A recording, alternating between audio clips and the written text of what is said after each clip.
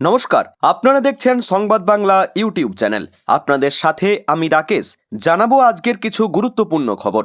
প্রধান সংবাদগুলি জানার আগে শুরুতেই দেখে নিন আজকের হেডলাইন।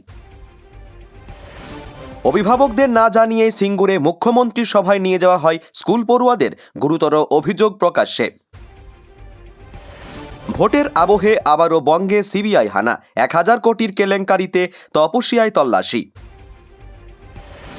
ফের বিমান দুর্ঘটনা, আকাশে ভেঙে চুরমার সব, প্লেনের ক্রু সহ মৃত্যু কমপক্ষে 15 জনের। এসআইআর শুনানি কেন্দ্রে ভাঙচুর, সেই জামিনপ্রাপ্ত কর্মীদের বীরের সম্মান দিল তৃণমূল, মালা পরিয়ে বরণ। বোমা ফাটিয়ে দোকান থেকে সোনার উপর গহনার পাশাপাশি নগদ লুট বীরভূমে, পলাতক দুষ্কৃতীদের খোঁজে পুলিশ। বলে জানিয়েছেন বিরোধী দলনেতা। নাজিরাবাদে 5 জনের বেশি লোকের জমায়েত নিষিদ্ধ করল প্রশাসন। আজই ঘটনাস্থলে যাচ্ছেন শুভেন্দু। টাকা নিয়ে কি করব, আমার বাবাকে এনে দিক। আনন্দপুরে ধ্বংসস্তূপ পোড়া ছায়ের ভিতরে এখনো দেহাংশ খুঁজে চলেছেন আত্মীয়রা। স্কুল পড়ুয়াদের নিয়ে সিঙ্গুরে মমতা ব্যানার্জির সভা ভরানোর অভিযোগ। শুভেন্দু বললেন, হাম্বা রাম্বা কাম্বা বুম্বা বুম্বা শুনে উদ্বুদ্ধ হবে। অনুমতি ছাড়াই রাস্তা বন্ধ করে সমাবেশ, সেলিম মীনাক্ষী সহ 33 জন বাম নেতা নেত্রীর বিরুদ্ধে মামলা পুলিশের। পূর্ণ রাষ্ট্রীয় মর্যাদায় বারামতিতে আজই পাওয়ারের শেষকৃত্য, উপস্থিত থাকবেন মোদি শাহ। 25 জন IAS IPS তালিকা, বারবার চিঠির পরও নাম পাঠায়নি রাজ্য, দাবি কমিশনের। ফের ইউনুসের দেশে চরম অরাজকতা, আবার টার্গেট ইসকন, গ্রিল কেটে মন্দিরে লুট, সোনারূপার গহনা সহ নগদ সহ প্রতিমা চুরি। সপরিবারে এসআইআর শুনানিতে যাচ্ছিলেন, উলুবেড়িয়ায় লরির ধাক্কায় 2 শিশু সহ মৃত্যু যুবকের। সেলিম হুমায়ুন বৈঠক ঘিরে দলের মধ্যেই বিরক্তি, দ্বিমুখী রাজনীতির মধ্যেই তৃতীয় পথের খোঁজে সিপিএম। অজিত পাওয়ারের উত্তরসূরিকে, ভাঙা এনসিপির ভবিষ্যৎ নিয়ে তুঙ্গে জল্পনা। 5 রাজ্যের নির্বাচনের জন্য বাংলার স্বরাষ্ট্র সচিব সহ 25 জন IAS IPS কে নিয়োগ করল ইসিআই। লক্ষ্য এবার দিল্লি, এসআইআর ইস্যুতে 1 ফেব্রুয়ারি রাজধানী সফরে মমতা অভিষেক। মমতা দিল্লি যাওয়ার ঘোষণার মাঝে রাজ্যে আসছেন শাহ, ভোটে লড়াইয়ের নীলনকশা প্রস্তুত বিজেপির। শামসেরগঞ্জে হোটেল ব্যবসায়ীকে গুলি করে খুন, দুষ্কৃতীদের সন্ধানে জোরদার তল্লাশি। সমস্ত রেকর্ড ভেঙে চুরমার, 4 লাখের গণ্ডি ছড়ালো রূপো, আরও 16,000 দামি হলো সোনা। স্বামী লক্ষ্মীরতন শুক্লদেবের পর এবার 2 প্রধানের হয়ে খেলা মেহতাবকেও এসআইআর শুনানিতে ডাক। প্রিয় দর্শক, আপনি যদি আমাদের চ্যানেলে নতুন হয়ে থাকেন তাহলে চ্যানেলটিকে সাবস্ক্রাইব করে পাশে থাকা বেল আইকনটি ক্লিক করে রাখুন পরবর্তী খবরের আপডেটগুলো সবার প্রথমে পেতে। যতগৃহ আনন্দপুর নিয়ে শুরু হয়েছে রাজনীতি। এবার ঘটনাস্থলে যেতে চান রাজ্য বিধানসভার বিরোধী দলনেতা শুভেন্দু অধিকারী। অনুমতি চেয়ে ইতিমধ্যেই কলকাতা হাইকোর্টে মামলা দায়ের করেছেন তিনি। সেখানে গড়িয়া শীতলা মন্দির থেকে ঘটনাস্থল পর্যন্ত মিছিল করতে চায় বিজেপি, কিন্তু সেখানে পুলিশ 163 ধারা জারি করেছে। মামলা দায়েরের অনুমোদন দিয়েছেন কলকাতা হাইকোর্টের বিচারপতি শুভ্রা ঘোষ। পুলিশের তরফ থেকে শুভেন্দুর মিছিলে অনুমতি দেওয়া হয়নি। নরেন্দ্রপুর থানা যে একটি ইমেল করা হয়েছে তাতে বলা হয়েছে, যে রুটে মিছিল করার আবেদন করা হয়েছে সেই রুটে একাধিক হাসপাতাল, স্কুল রয়েছে। মিছিল হলে যানজট হতে পারে। উদ্ধার কাজে ব্যবহৃত জরুরি পরিষেবার গাড়ি, জরুরি পরিষেবার সঙ্গে যুক্ত কর্মীরা যাতায়াত করছেন। মিছিল করলে সমস্যা হবে, তাই অনুমতি খারিজ। গোদামের 100 মিটারের মধ্যে জারি করা হয়েছে এই ধারা। মিছিল জমায়েত নিষিদ্ধ করা হয়েছে। নোটিশে দাবি করা হয়েছে, তথ্য প্রমাণ লোপাট, তদন্তের কাজে বাধা, উদ্ধার কাজে বাধা যাতে না আসে সেজন্য এই ধারা জারি করা হয়েছে।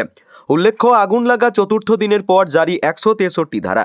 বিজেপির তরফ থেকে প্রশ্ন করা হয়, রাজ্য বিধানসভার বিরোধী দলনেতা আসবে, তাতে বাধা দেওয়ার জন্যই কি 163 ধারা? এদিকে ঘটনা 4 দিনের মাথায় স্পষ্ট হয়েছে আগুন লাগার আসল কারণ। প্রাথমিক রিপোর্টে জানা যাচ্ছে, মোমো গুদাম নয়, প্রথম আগুন লাগে ডেকোরেটরসের গুদামে। দমকল ও ফরেনসিক থেকে প্রাথমিক রিপোর্ট ইতিমধ্যেই এসেছে পুলিশের হাতে। ডেকোরেটরসের গুদামের পশ্চিম দিকে 3 তলা বিল্ডিংয়ের অংশ থেকে আগুন লেগে তা মুহূর্তের মধ্যে গ্রাস করে নেয় গোটা গুদাম ও মোমো গুদামকে। ট্যাংরা শিল্প তালুকে সিবিআইয়ের হানা। ভাড়া টেকনোলজি নামের সংস্থার অফিসে সিবিআই তল্লাশি। সূত্রের খবর, কানোরিয়া ফাউন্ডেশনের সঙ্গেও যোগ রয়েছে এই সংস্থার। যে বহুতলে এই অফিস, সেটাও কানোরিয়ার কোম্পানি শ্রেই ফাউন্ডেশনের নামে। একই সঙ্গে এদিন তপসিয়াতেও সংস্থার একটি অফিসে তল্লাশি যায় সিবিআইয়ের গোয়েন্দারা। 1000 কোটি টাকার প্রতারণা মামলা তদন্তে সকাল থেকেই বেশ কয়েক জায়গায় তল্লাশি শুরু করেছেন সিবিআই গোয়েন্দারা। সিজিও কমপ্লেক্স থেকে বেরিয়ে 32 কিউ নিউ রোডে সুনীল কানোরিয়ার অফিসে তল্লাশি যায় সিবিআইয়ের একটি দল। সেখানকার নিরাপত্তারক্ষীদের সঙ্গে কথা বলে গোয়েন্দারা জানতে পারেন সুনীল কানোরিয়া বর্তমানে ওখানে থাকেন না। কানোরিয়ার পরিবারের বাকি সদস্য থাকেন ওখানে। কিছু সময় পর সিবিআই আধিকারিকরা 7 নম্বর আলিপুর অ্যাভিনিউতে সুনীল কানোরিয়ার অন্য একটি অফিসে যায়। সিবিআই সূত্রে জানা যাচ্ছে, 1000 কোটি টাকার স্কিম দেখিয়ে প্রতারণার অভিযোগ স্টেই ইনফ্রাস্ট্রাকচার ফিন্যান্স প্রাইভেট লিমিটেড নামে সংস্থার কর্ণধার সুনীল কানোরিয়া এবং হেমন্ত কানোরিয়ার বিভিন্ন অফিস এবং বাড়িতে তল্লাশি চালায় সিবিআই। উল্লেখ্য, চলতি মাসেই কয়লা কেলেঙ্কারি মামলায় ইডি আধিকারিকরা মোট 10 জায়গায় তল্লাশি চালিয়েছিলেন। তার মধ্যে ছিল আইপ্যাক কর্তা প্রতীক জৈনের বাড়ি ও অফিসেও। সেখানে তল্লাশির সময়ে নজিরবিহীন ঘটনা ঘটে। তল্লাশির মাঝেই সেখানে পৌঁছে যান মুখ্যমন্ত্রী মমতা বন্দ্যোপাধ্যায়। নথি নিয়ে বেরিয়ে আসতে দেখা যায় তাকে। তা নিয়ে রাজ্য রাজনীতি তোলপাড় হয়। সেই মামলা জলগড়ায় সুপ্রিম কোর্টেও। শাসক দলের নেতারা প্রথম থেকেই অভিযোগ করছেন, ভোটের আগেই এভাবে কেন্দ্রীয় এজেন্সি পুরনো মামলার কাটাছেঁড়া শুরু করে। প্রথমে ভাঙচুর, তাণ্ডব, গ্রেপ্তার, তারপর জামিন পেয়ে জেলের বাইরে বেরোতে বীরের সম্মান। পশ্চিমবঙ্গের রাজনীতির কি এটাই নতুন ট্রেন্ড?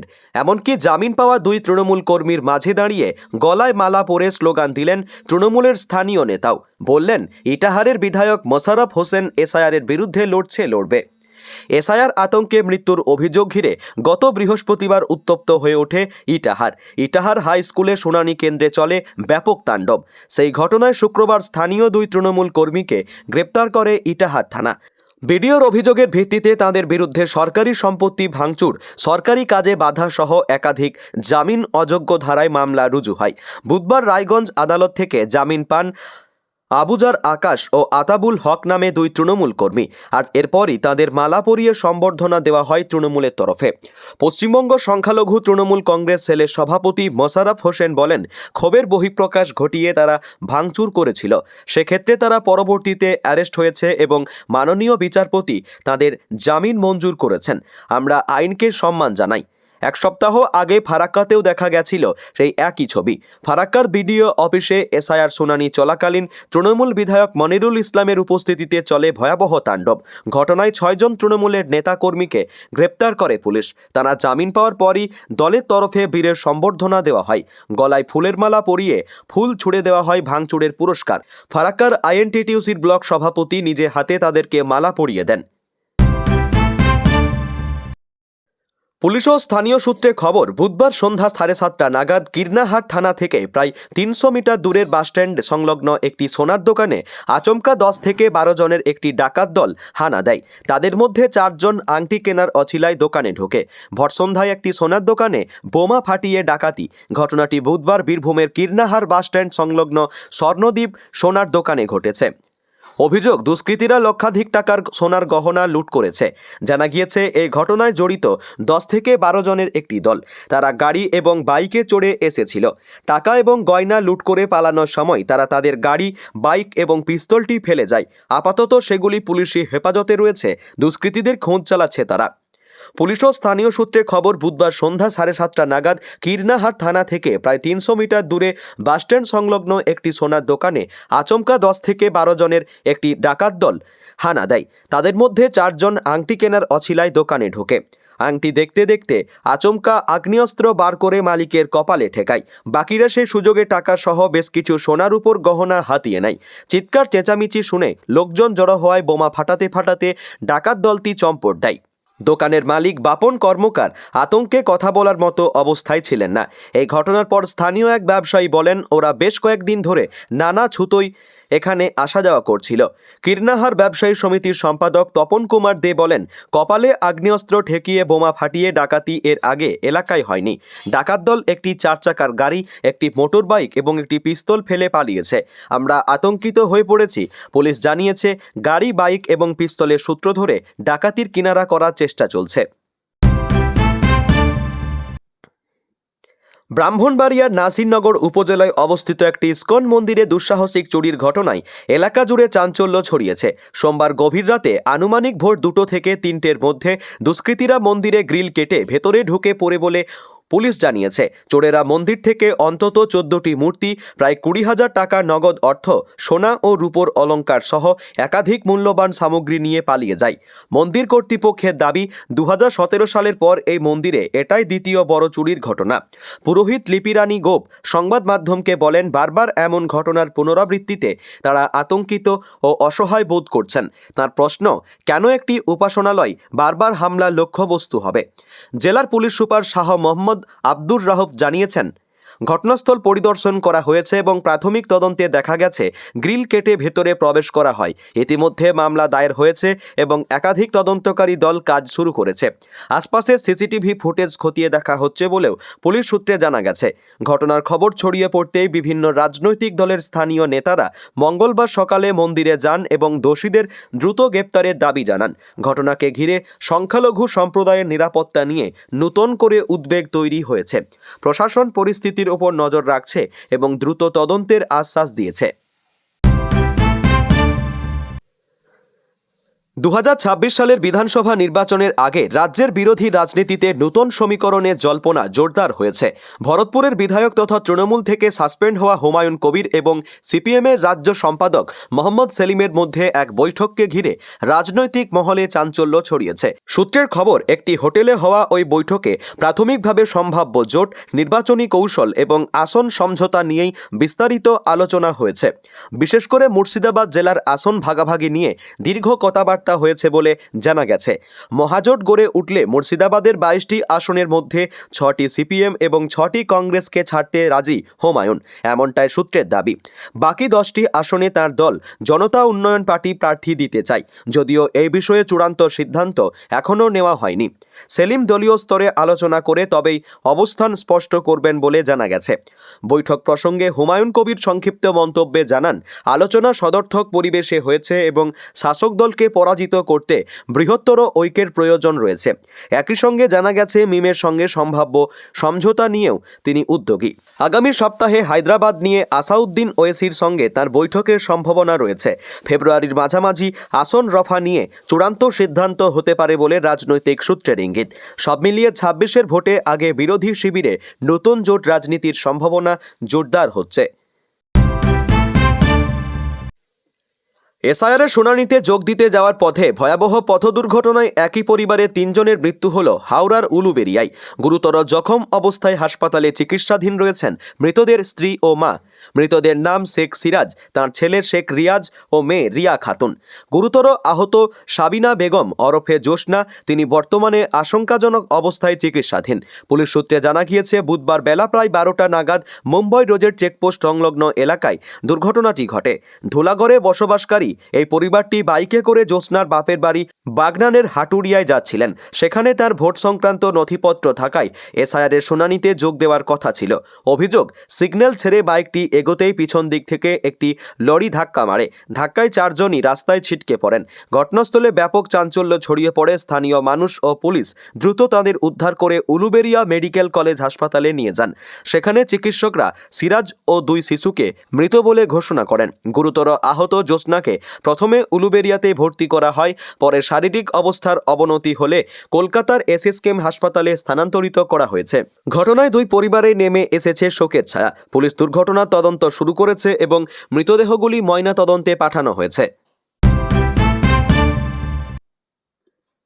মহারাষ্ট্রের উপমুখ্যমন্ত্রী ও এনসিপি নেতৃত্বে অজিত পাওয়ার একটি ভয়াবহ বিমান দুর্ঘটনায় প্রয়াত হয়েছেন এবং আজ বৃহস্পতিবার পূর্ণ রাষ্ট্রীয় মর্যাদায় তার শেষকৃত্য অনুষ্ঠিত হচ্ছে। বারামতির মানুষ সকাল থেকেই অজিত দাদাকে শেষবার দেখার জন্য রাস্তায় ভিড় করেছেন। শোকস্তব্ধ এলাকায় নিরাপত্তা ব্যবস্থা যথাযথভাবে কার্যকর করা হয়েছে এবং জানা গেছে, শেষকৃত্যে উপস্থিত থাকতে কেন্দ্রীয় স্বরাষ্ট্রমন্ত্রী অমিত শাহর সম্ভাবনা রয়েছে আসার। সকালেই অজিত পাওয়ারের দেহ তার বাড়ির কাতেওয়ারিতে রাখা হয়। সেখানে বহু মানুষ শ্রদ্ধা জানাতে এসেছেন। এরপর দেহ গাডিমা অডিটোরিয়ামে নেওয়া হয়। সকাল 9টা থেকে শুরু হওয়া শোকযাত্রায় দলীয় কর্মী ও সমর্থক সহ হাজার হাজার মানুষ অংশ নিয়েছেন। অজিত দাদা অমর রহ স্লোগান দিয়ে পরিবেশে মর্মাহত হয়ে উঠেছে। অডিটোরিয়াম থেকে মিছিল বের হয়ে বিদ্যা প্রতিষ্ঠান প্রাঙ্গণের দিকে অগ্রসর হয়েছে, যেখানে সকাল 11টার দিকে শেষকৃত্য কার্যক্রম সম্পন্ন হওয়ার কথা। পরিবার জানিয়েছে, বিদ্যা প্রতিষ্ঠান মাঠে তাঁর স্মৃতিতে একটি স্মারক নির্মাণ করা হবে। বিশাল জনসমাগমের কথা মাথায় রেখে বারামতির বিভিন্ন মোড়ে অতিরিক্ত পুলিশ মোতায়েন এবং রুটে সিসিটিভি ও ড্রোন নজরদারি নিশ্চিত করা হয়েছে। কেন্দ্রীয় মন্ত্রীর সম্ভাব্য আগমনের কারণে নিরাপত্তা আরও জোরদার করা হয়েছে। অজিত পাওয়ারের দুর্ঘটনায় প্রয়াণ রাজনৈতিক মহলে মহারাষ্ট্রের জন্য বড় ক্ষতি হিসেবে দেখছেন এবং বারামতির মানুষ আজ তাদের প্রিয় নেতাকে শেষ বিদায় জানাচ্ছেন। 5 রাজ্যের আসন্ন বিধানসভা নির্বাচনকে সামনে রেখে 25 জন আইএএস ও আইপিএস আধিকারিককে কেন্দ্রীয় অবজারভার হিসেবে নিয়োগ করল নির্বাচন কমিশন। তালিকায় রয়েছেন 15 জন আইএএস ও 10 জন আইপিএস। এই নিয়োগ ঘিরেই নতুন করে রাজ্য সরকার ও কমিশনের মধ্যে টানাপোড়েনের ইঙ্গিত মিলেছে। সবচেয়ে বেশি আলোচনায় পশ্চিমবঙ্গের বর্তমান স্বরাষ্ট্র সচিব জগদীপ প্রসাদ মিনার নাম। যে রাজ্যে ভোট হওয়ার কথা, সেই রাজ্যের প্রশাসনের শীর্ষ পর্যায়ের এক আধিকারিকের নাম অবজারভার তালিকায় থাকায় প্রশাসনিক মহলে প্রশ্ন উঠেছে। কমিশন অবশ্য জানিয়েছে, অবজারভার নিয়োগের জন্য রাজ্য সরকারের কাছে একাধিকবার নাম চাওয়া হয়েছিল, কিন্তু নির্দিষ্ট সময়ের মধ্যে কোনো প্রস্তাব না পাওয়ায় তার নিজস্ব উদ্যোগে তালিকা চূড়ান্ত করেছে। নির্বাচন কমিশনের একটি চিঠি সামনে এসেছে, যেখানে দেখা যাচ্ছে গত 24শে নভেম্বর প্রথমবার রাজ্যের কাছে নাম চাওয়া হয়। এরপর 2, 9 ও 16 ডিসেম্বর আরও চিঠি পাঠানো হয়। কমিশনের দাবি, এই চিঠিগুলির কোনো উত্তর মেলেনি। ফলে 5 দফা যোগাযোগের পর অবশেষে 25 জন আধিকারিকের নাম প্রকাশ করা হয়। চিঠিতে উল্লেখ ছিল 2026 সালের প্রথমার্ধে পশ্চিমবঙ্গ, অসম, কেরল, তামিলনাড়ু ও পুদুচেরিতে নির্বাচন হতে পারে। পাশাপাশি উপনির্বাচনের সম্ভাবনাও রয়েছে। সেই কারণে পর্যাপ্ত সংখ্যক অভিজ্ঞ আধিকারিককে অবজারভার হিসেবে প্রস্তুত রাখতে চায় কমিশন। এ বিষয়ে এখনও পর্যন্ত নবান্নের তরফে আনুষ্ঠানিক প্রতিক্রিয়া মেলেনি। তবে সূত্রের খবর, কমিশনকে পাল্টা চিঠি দেওয়ার প্রস্তুতি চলছে। এখন নজর, সেই জবাবে রাজ্য কী অবস্থান নেয়। আবারও এক বিমান দুর্ঘটনা। ফের একবার বিমানের সকল যাত্রীর মৃত্যু। ভেঙে পড়ল সাতেনা এয়ারলাইন্সের ছোট বাণিজ্যিক বিমান। দুর্ঘটনায় বিমানের 15 যাত্রীর মৃত্যু হয়েছে। তবে কি ছোট বিমানে একেবারেই যাত্রীদের নিরাপত্তা নেই? একের পর এক দুর্ঘটনায় এই প্রশ্নই উঠছে। বুধবার কলম্বিয়াতে ভেঙে পড়ল একটি ছোট্ট বাণিজ্যিক বিমান। ভেনেজুয়েলা কলম্বিয়ার সীমান্তের কাছে বিমানটি মাঝ আকাশ থেকে ভেঙে পড়ে বলে জানিয়েছে কলম্বিয়ার অসামরিক উড়ান মন্ত্রক। বিচক্রাফট 1900 নামক ওই বিমানটি সাতেনা ফ্লাইটের পরিচালিত। জানা গিয়েছে, ওসানায় অবতরণের কথা ছিল বিমানের। তবে নির্ধারিত অবতরণের কয়েক মিনিট আগেই দুপুর 12টা 5 মিনিট নাগাদ হঠাৎ এয়ার ট্রাফিক কন্ট্রোলের সঙ্গে যোগাযোগ বিচ্ছিন্ন হয়ে যায়। বিপদ বুঝে তল্লাশি অভিযান শুরু হয়। কাতাতুম্বোর পার্বত্য এলাকায় দীর্ঘক্ষণ তল্লাশি চালানোর পর বৃহস্পতিবার ওই বিমানের ধ্বংসাবশেষ উদ্ধার করা হয়। উদ্ধারকারী দল ও স্থানীয় সূত্রে খবর, বিমান দুর্ঘটনায় কেউ বেঁচে নেই। ক্রু সদস্য সহ 15 জন যাত্রীরই মৃত্যু হয়েছে। যদিও সরকারি বিবৃতি এখনও দেওয়া হয়নি। সরকারের তরফে বায়ুসেনাকে পাঠানো হয়েছে দেহগুলি উদ্ধার করে আনার জন্য। সূত্রের খবর, ওই বিমানে একজন আইন প্রণেতা ও একজন বিধানসভার প্রার্থীও ছিলেন। তাদেরও মৃত্যু হয়েছে। আজ বৃহস্পতিবার 29 তারিখ। এই ছিল আজকের বিশেষ খবর। আজকের মতো এখানে শেষ করছি। আবার দেখা হবে নতুন আপডেট নিয়ে। নিয়মিত সঠিক খবর পেতে সংবাদ বাংলা চ্যানেলটি সাবস্ক্রাইব করুন। ভালো লাগলে লাইক আর শেয়ার করতে ভুলবেন না। ধন্যবাদ।